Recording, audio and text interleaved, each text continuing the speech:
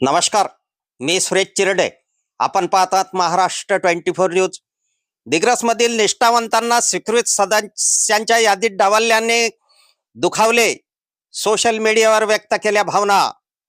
नगर परिषद दिग्रसच्या निवडणुकीनंतर स्वीकृत सदस्यामध्ये निष्ठावंतांना सन्मान मिळेल या आशावर असलेले निष्ठावंत दुखावल्या गेल्याने अनेक निष्ठावंतांनी आपल्या भावना सोशल मीडियावर व्यक्त केल्या.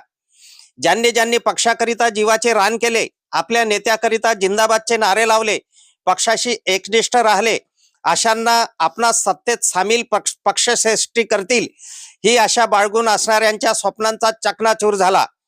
शिवसेनेचे शहर प्रमुख संजय कुकडी, शिवसेना महिला आघाडीच्या उपजिल्हा संघटिका संजीवनी शेरे, पत्रकार तथा छायाचित्रकार रामदास पद्मावार, शिवसेना उद्धव बाळासाहेब ठाकरे पक्षाचे शहर प्रमुख राहुल देशपांडे इत्यादींनी बोचऱ्या शब्दात आपल्या भावना व्यक्त केल्या.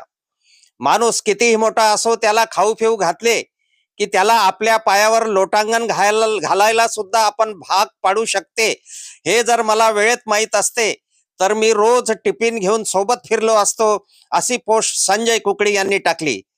तर शिवसेना उद्धव बाळासाहेब ठाकरे पक्षाचे शहर प्रमुख राहुल देशपांडे यांनी दिग्रस शहरात नवीन व्यवसाय सुरू, लग्न, मयत, तेरवी, बारशे, नेत्यांच्या सभा याकरिता लागणाऱ्या सतरंजा, खुर्च्या, बॅनर, निष्ठावान एकनिष्ठ कार्यकर्ते भाड्याने मिळेल अशी पोस्ट टाकली व या पोस्टचे समर्थन शिवसेना उद्धव बाळासाहेब ठाकरे पक्षाचे उपशहर प्रमुख राहुल धुळधुळे यांनी समर्थन केले.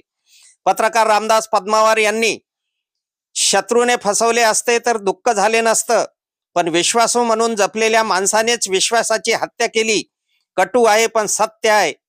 तर माणूस कितीही मोठा असो, त्याला खाऊ पिऊ घातले की त्याला आपल्या पायावर लोटांगण घालायला सुद्धा आपण भाग पाडू शकतो, हे जर मला वेळेत माहीत पडले असते तर मी रोज टिफिन घेऊन सोबत फिरलो असतो. तर नितीन गडकरी यांचे घर की मुर्गी दाल बराबर हे भाषण आणि लोकशाही आणि निष्ठावान कार्यकर्ता हा व्हिडिओ रामदास पद्मावार यांनी टाकला.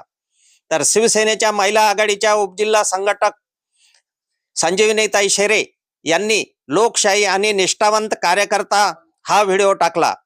तर दिग्रस शहर काँग्रेस कमिटीचे शहराध्यक्ष अरबाज धारीवाला यांनी स्वीकृत सदस्यांची लिस्ट बघून आपल्या तोंडामधून शब्द निघेनासे झाल्याची पोस्ट टाकली.